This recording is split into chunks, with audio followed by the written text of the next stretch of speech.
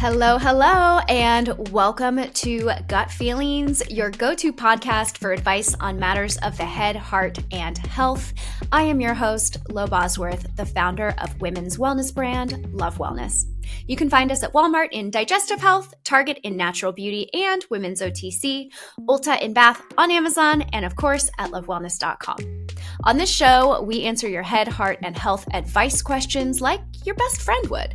We're all about building an open community here. So if you have a particularly tough or awkward question for us, that's okay, ask away. As you may know, tough and awkward is what we do best here at Love Wellness. So with that, let's dive into your questions and today's guest. On today's show, we have such an incredible guest. I'm a huge fan of this person. It is Katherine Schwarzenegger Pratt. Yay! Katherine is a New York Times best-selling author. She's an animal advocate, and she hosts her weekly Instagram live series, BDA Baby. I was on a couple weeks ago. It was great. We were talking all about the gut-vagina connection, how the vagina is an immunity organ. It supports pregnancy through immunity. And she joins us now to help answer your questions and share her best advice. All right. Hi, Katherine. How are you? I'm so happy to have you on the show. How are you doing? I'm great. How are you? I'm good. I had such a good time on BDA Baby the other week. I love that Instagram Live. Thank you. Thank you so much for coming on. I loved chatting with you and talking about all the amazing things that you're doing. So thank you for coming on. Yeah, of course. Okay, so we're going to jump right into the questions today. So we have a health question at the top of the episode. So our first question comes from a listener named Sherry. She is also a big fan of your Instagram live series, BDA Baby. She is a working mom of two young boys. They're 2 and 6. That sounds challenging. Between the kids and her job, she says that she's constantly facing down total mom burnout, and she puts her own health on the back burner. And I have to imagine that you feel similar, or you may feel similarly, some of the time with 2 kids. So her question really is, what steps do you take to make sure that she can care for herself while still being there for her family and her career? Because Katherine, you have 2 kids, you have so many projects, you have a book. I mean, you do so much. And I guess what she's really asking is like, what is the secret sauce? Like, what is your magic recipe for being able to, prioritize yourself when you need to? It's a balancing act, and the balancing act is not balanced every day for sure. So understanding that is the number one most important thing. I think we go into... Are you okay with that though? Or does that I've had to become okay with it. I've become okay with it because I think if you try every single day, like, oh, I have to have everything balanced, everything in my life has to have the exact equal amount of time. I have to give myself time, my children time, my career time, my husband time, my family, my friends time. So if you have that level of pressure, it's never ending, and that's exhausting, and it's just not realistic. So taking that off the table is number one most important thing. And it's interesting because this whole idea of mom burnout, or just burnout in general, is a huge topic that comes up for BDA Baby, of wanting to talk about and wanting support in that space, because moms are exhausted and they feel like they have such huge burnout of just going. And then obviously neglecting themselves or neglecting certain parts of their life in the journey of that. And so I would say, number one, you're definitely in a very similar boat to majority of us who feel that same, feeling of burnout. And then I think just being gentle with yourself is probably the best piece of advice that I can give anybody feeling burnout, especially in the mom space, because you have kids that are needing your love and support and attention all the time, and a partner as well, and, different parts of your life. So being gentle with yourself and just knowing that it's not always going to be, running perfectly and running smoothly. You're going to be late. You're going to have things not go your way. Your kids are going to get sick. You're going to have to go to appointments. So being a little bit more flexible, which is something that's been hard for me to accept, because I'm very structured and scheduled and have been my whole life. And since I know becoming a you were 5 parent. minutes early for the podcast. I try to be on time. It was so delightful. I have other people who are so late. I'm like, Katherine is going to be on time, and you were early. I was. And I think that also just comes from being the oldest in my family. Like I'm the oldest child. And so I think that like being prompt and on time, but listen, there are days where I'm not. So you caught me on a good day. So it's, it's focusing on what you can do to kind of help yourself feel balanced every day. And that's different every day. So being gentle with yourself, knowing that there are different seasons where things are harder to balance, different areas are harder to balance in your life.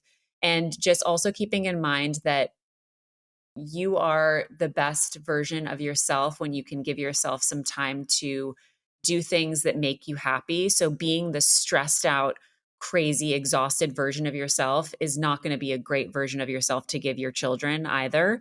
And so, if it's going on a walk, if it's just going outside and taking a breath, if it's going to get a coffee, whatever those small things are that you can just find a moment to center yourself and then, go forward in your day.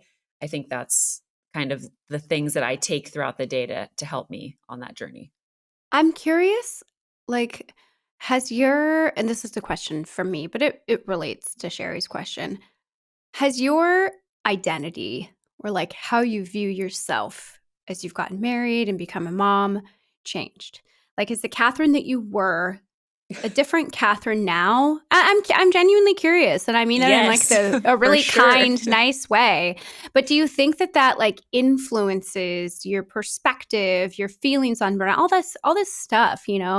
Because I think for a lot of people, when it comes to this mom burnout, and I don't have children, so I can't speak to this, but I think people talk about this type of burnout to a certain degree. I think what they're struggling with is like a loss of identity, right? Because for sure, it's not just you anymore. You have all these people that need you.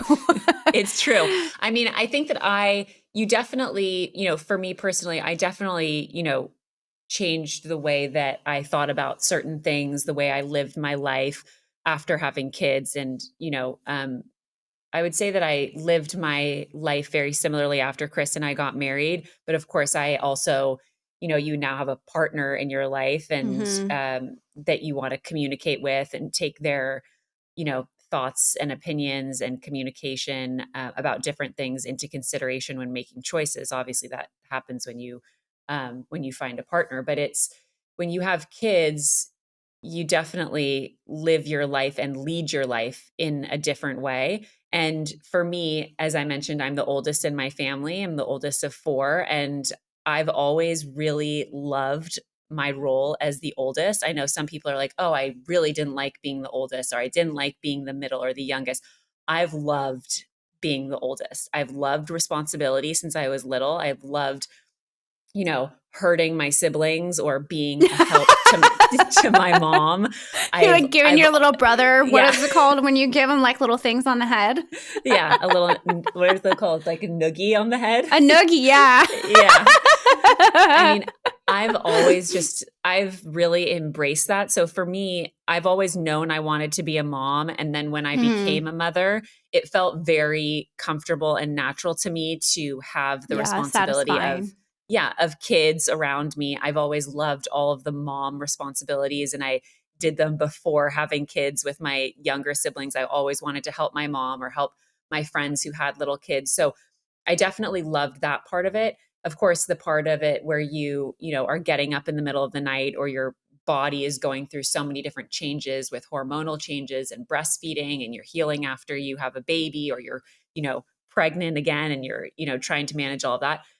That was, different for me for sure. I think I also, I heard about this mom burnout and also just burnout in general. And then I heard about it from my friends, and I also would talk to my mom about it because my mom has 4 kids. I watched her my whole life be, constantly working, be very attentive to my dad in her relationship and in her marriage. And in my dad's career and my mom's career. My mom took care of both of her parents as they got older and as they were, sick. She's very involved in my whole family. So I saw my mom live this life of doing so many different things all the time, and also being a very present, hands-on mom, and just doing it with joy and grace, and always seemed like she was having so much fun. And I always watched that and I marveled at her ability to do that. And I know that, of course, Yeah. I talk to her now and she's like, I was very overwhelmed, or I was exhausted, or, I was so stressed out.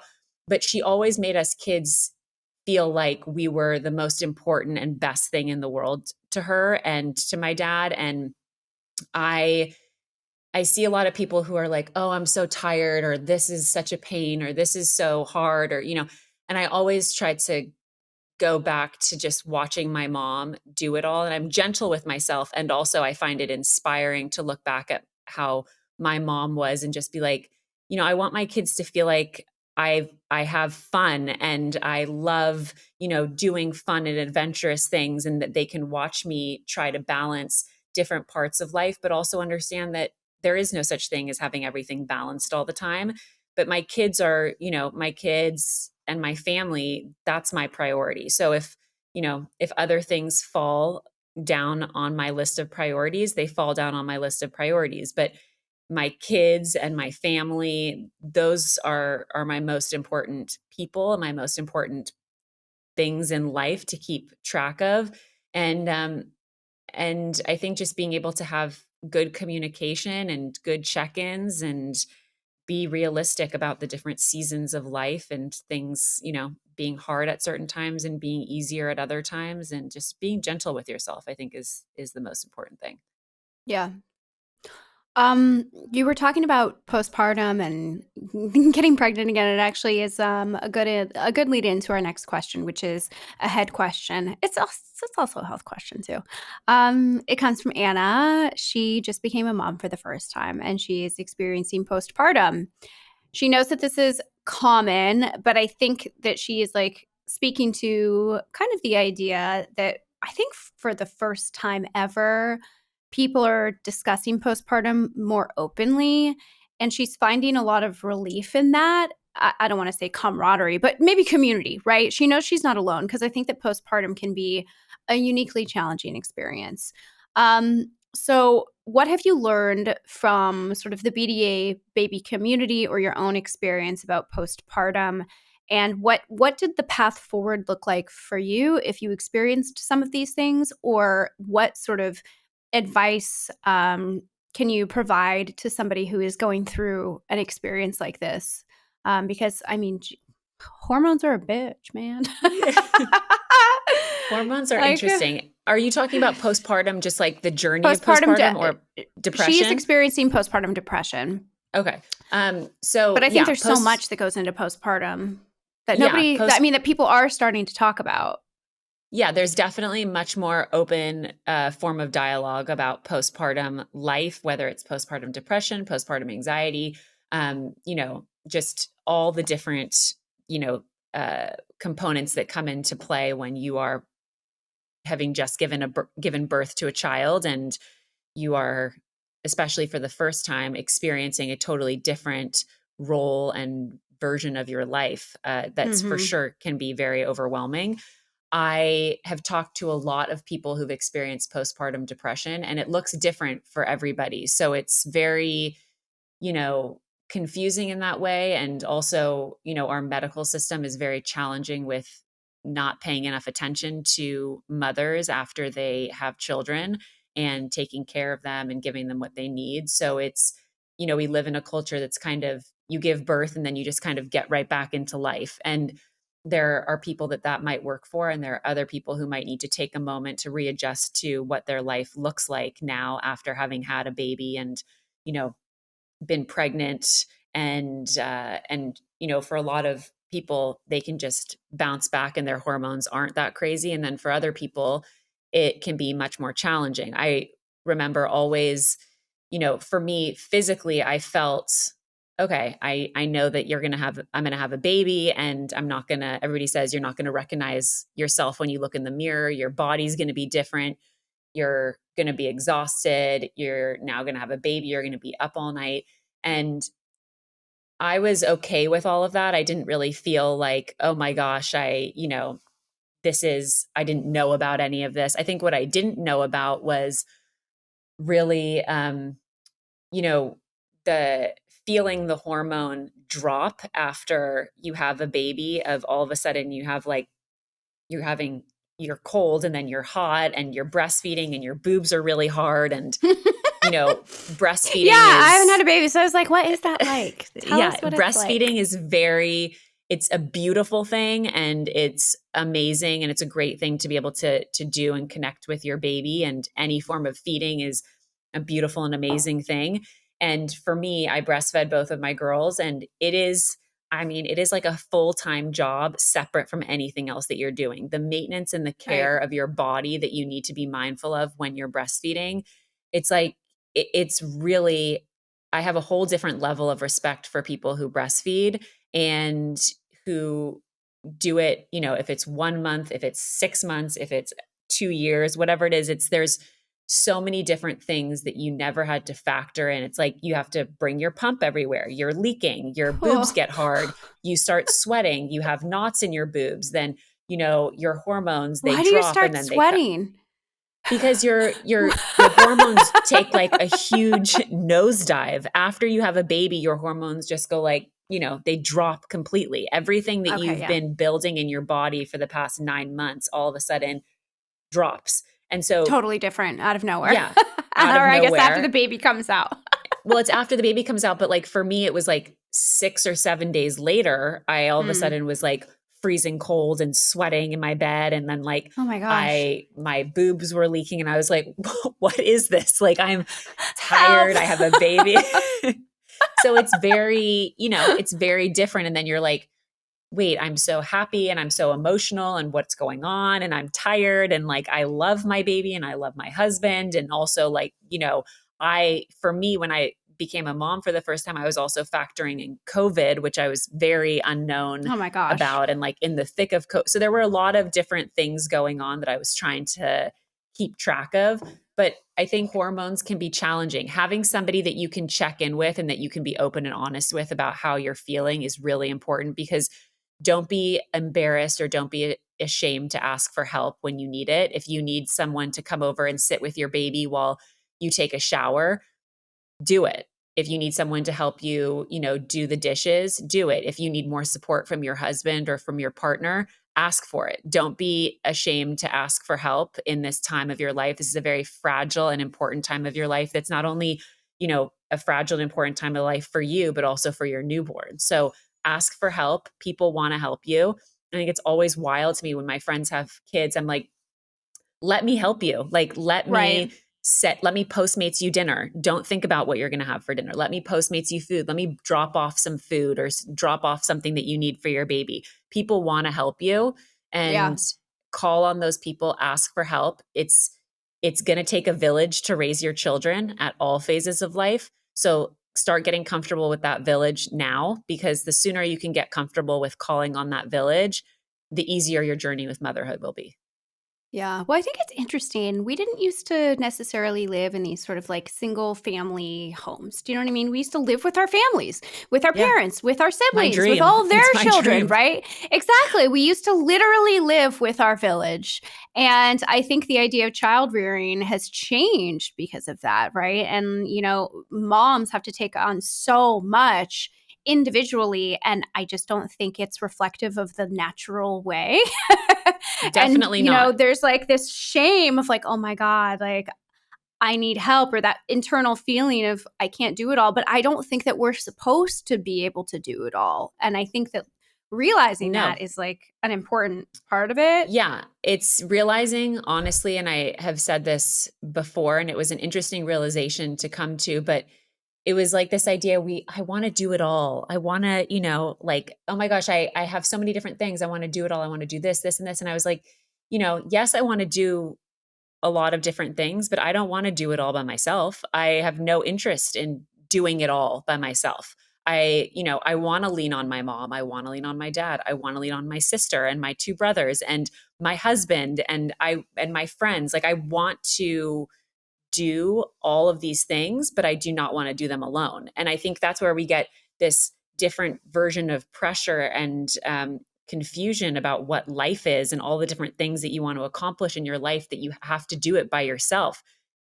Don't do it by yourself, because it's going to be impossible to do it all on your own. You need help. You need to be comfortable leaning on people for help, asking for help. And, going back to how we were originally designed as human beings to live and to raise our families and also to take care of our parents as they get older. It's not to be across the country from each other. It's to be able to, if you're able, live close in proximity, be able to have your kids and say, hey, mom, dad, brother, sister, can you come and help me? I need to run and pick up this kid. Can you help me with this other kid? Like, these are all parts of life that you want to be able to lean on family. And I am definitely of the kind that I would love nothing more than to just all live in a home with my siblings, with both of my parents. Like, I would love that. I would be very down for that lifestyle. But I feel really lucky that I'm able to live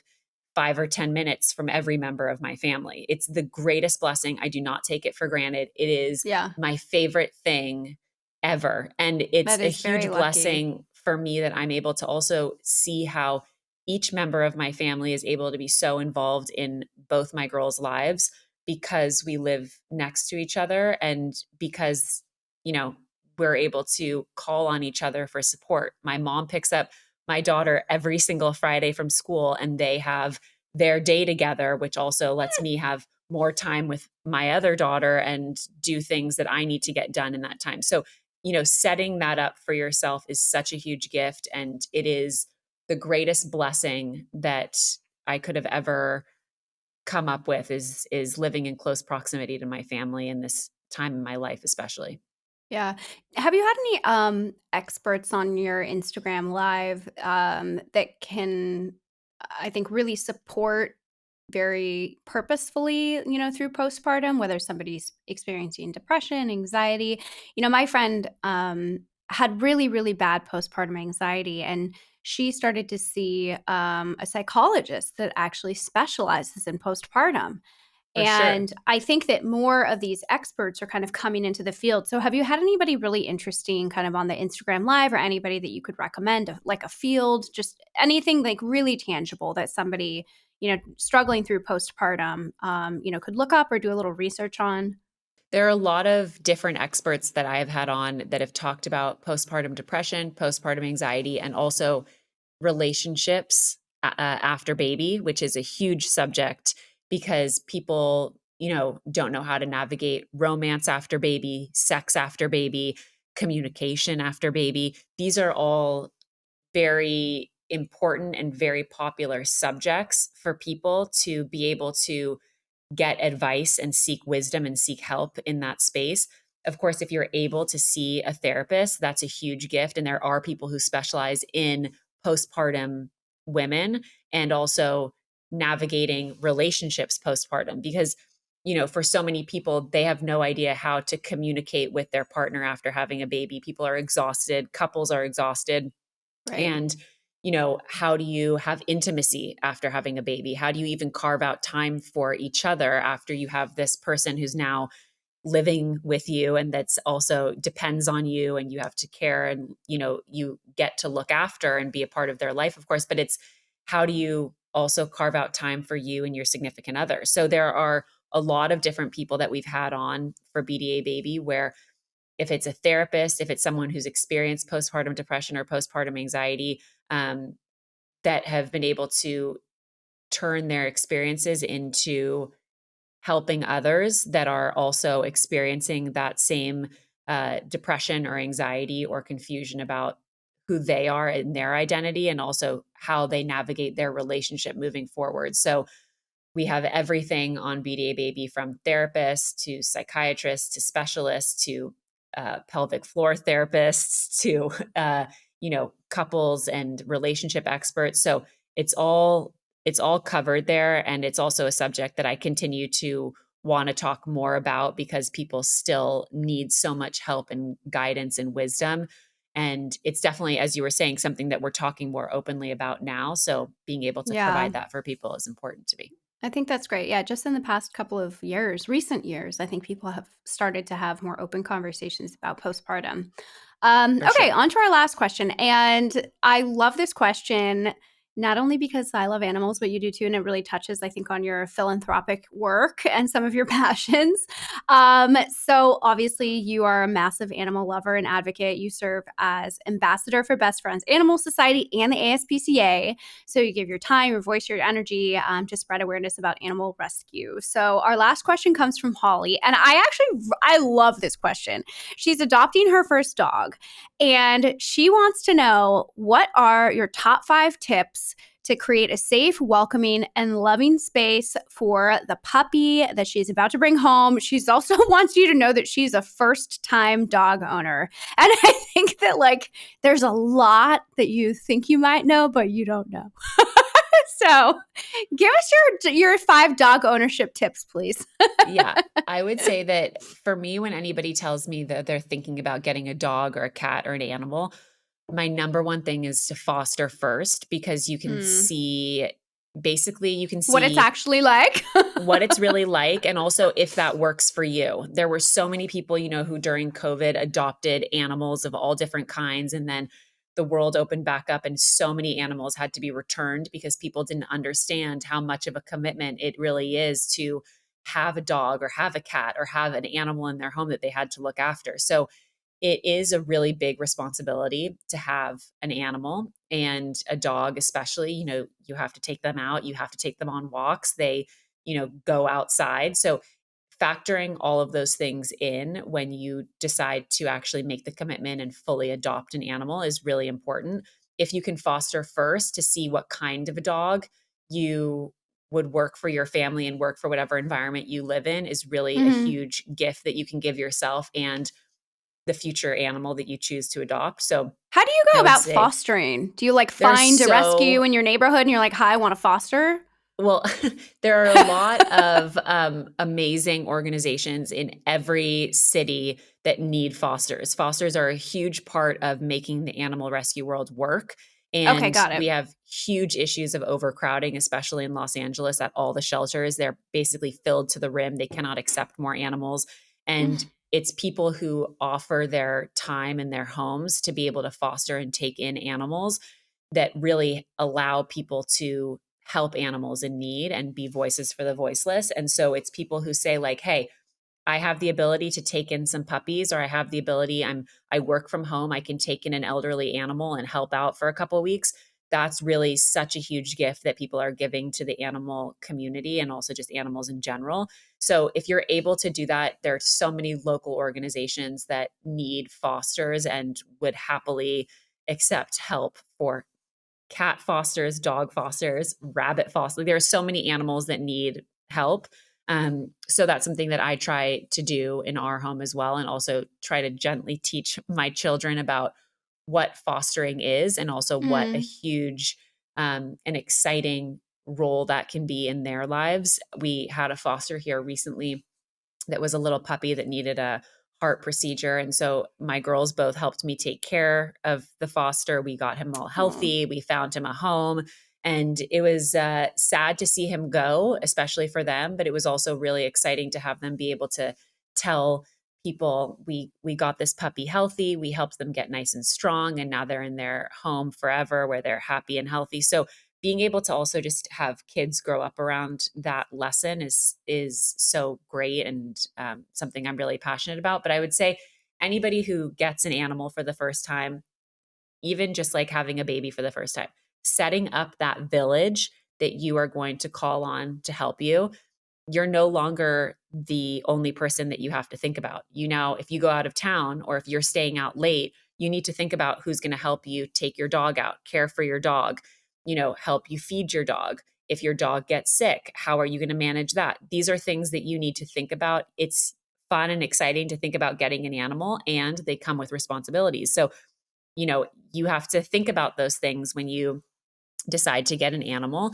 And I think just knowing that like you're going to give them so much love is really exciting and so fun. And it doesn't matter what kind of dog bed you have or what kind of, home you live in. If you're giving them love, that's the most important thing. And just, setting yourself up for success is the best thing you can give to an animal.